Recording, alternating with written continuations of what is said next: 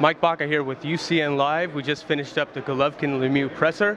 That fight's on October 17th on HBO pay-per-view at the Madison Square Garden. This is Bernard Hopkins of Golden Boy Promotions.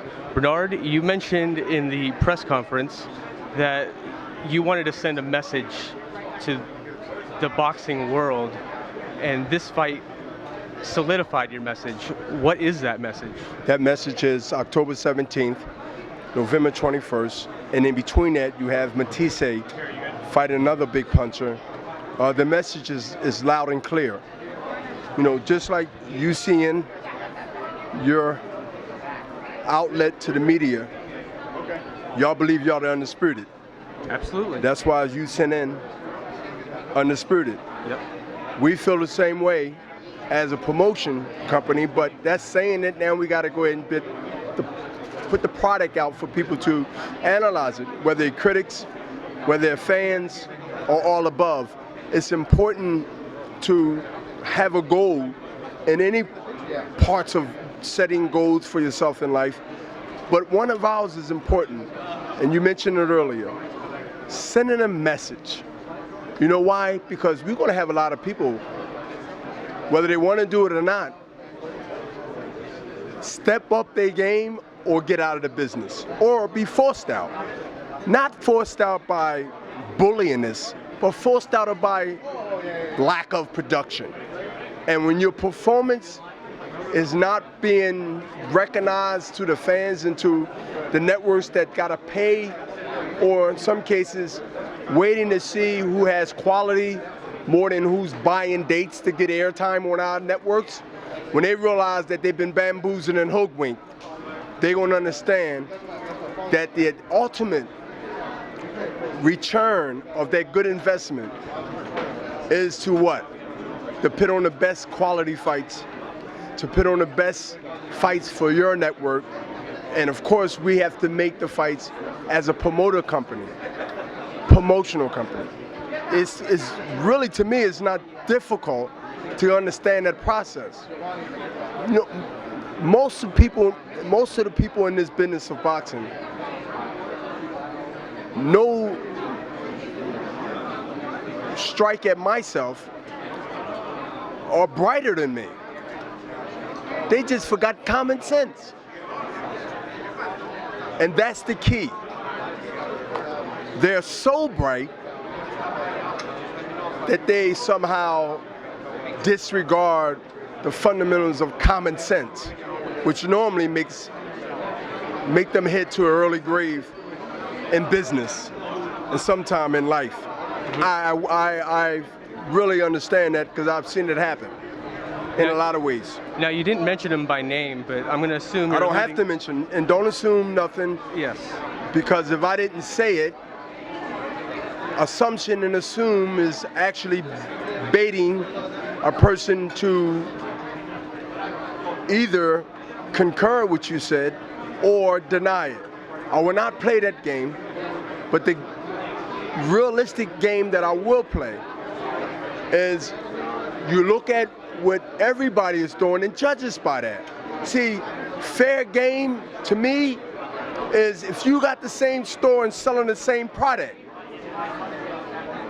then the customers is going to make a decision whether they eat at your restaurant or go to your store again. But for me to stand outside with a sign and say my restaurant is better than yours, why not do it the old-fashioned way? Why not do it the proof is in the pudding, they used to say back in my grandmother days. Look at what I'm doing and look at what everyone else is doing. And you know what? That's a risk you're taking. But if you're confident that you're going to be on your point game, then you fear not losing to be the best. That's why you have Lemieux taking on Triple G.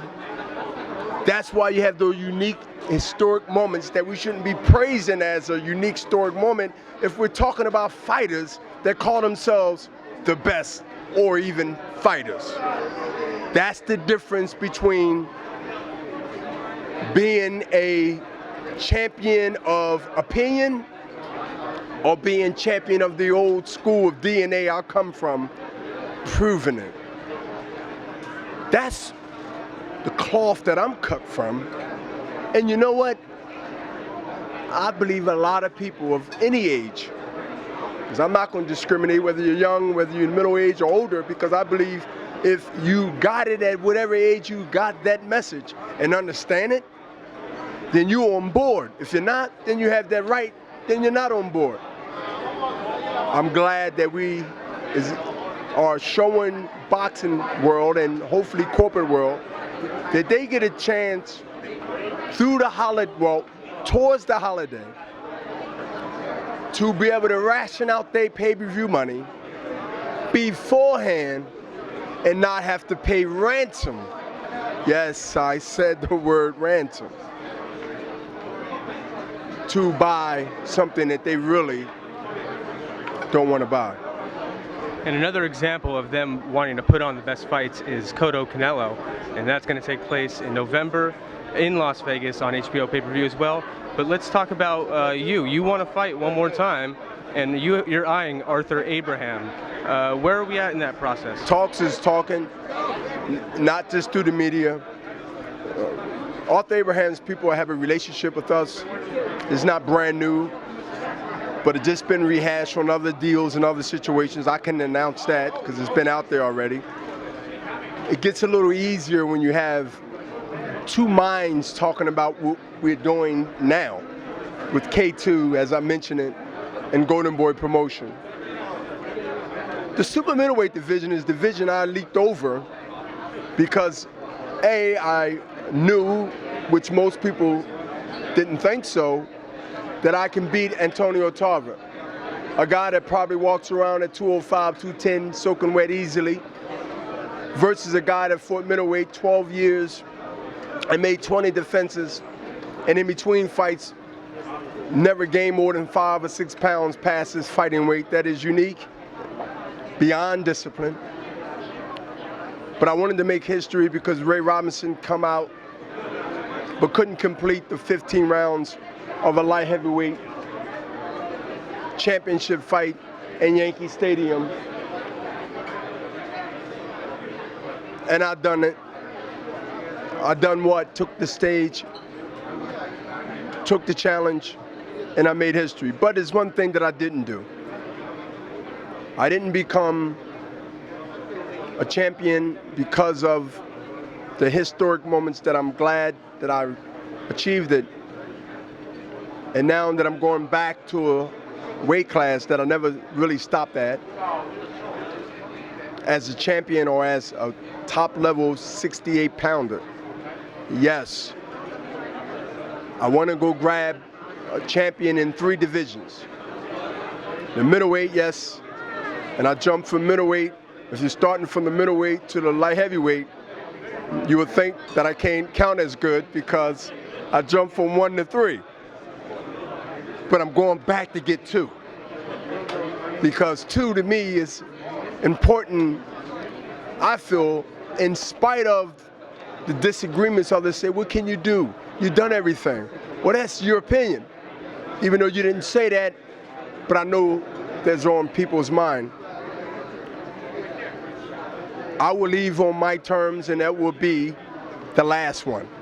Yes, I said it live. When you will be able to witness the fans, the world, your last favorite act of whatever entertainment that you enjoyed over your times of being entertained, whether it's music, basketball, football, boxing, and you had a chance to see that last great show. Maybe it's this or that. They will want to see me, and they will see me, and it will be promoted as just that. And I will put the seal and approval on almost a 3-decade, 1988, 2015. That's not too far from 30 years. Yo, it's been a great career. Let's understand something when I'm ready to say to you. If you close your eyes and you're not reminded that you're talking to Bernard Hopkins. I am so overly blessed to be sitting here talking there, here, and everywhere else when I can, that you will never know a figure that I have took one punch in almost 3 decades. Some overlook that because they so caught up in their job of observation to say, I'm having a conversation with this guy, and he's been boxing in more than I've been alive, and I understand him well. And you know what? He's got a little charisma about his style. I recognize that I'm not just who I became in the ring. As you notice, I'm more than just a boxer. Now sit back and watch this second half, because numbers don't lie. Don't lie at all, from 50 to 51 to 52. I'll be 50 the top of the year. January 15, 1965. Can you imagine what the second half of my life, since numbers don't lie and I'm at halftime? Can you imagine the capabilities of what I can do and what I'm doing now?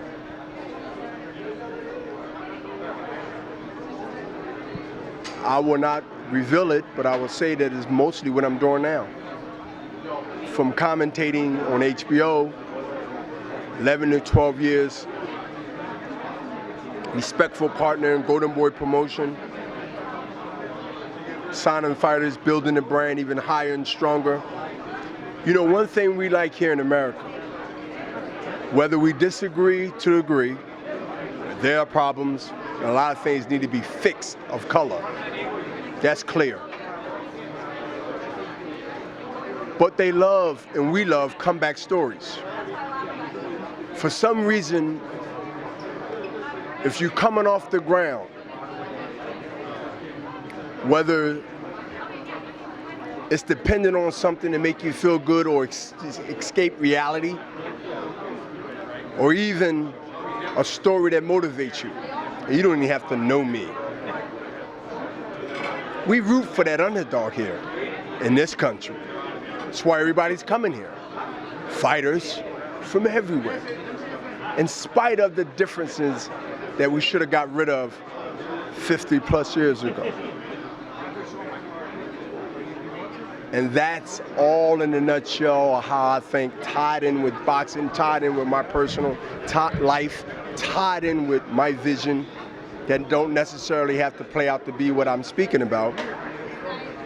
But if I'm more than percentage right than wrong, I take that with a heartbeat, knowing that everybody likes to be right, but everybody can't be right, and recognize they can't be right. That's the key amongst us human beings. October 17th, as Eric Gomez said, why y'all take the fight, right? Okay. They said the same thing in 2001 when I was fighting Tito. I was the underdog until I put the flag down and made them talk about me. Lemieux was in the same situation when it comes to opinionated opinions. You like that? Opinionated opinions. Absolutely. Well, Bernard, I'm gonna have fun in the next 8 weeks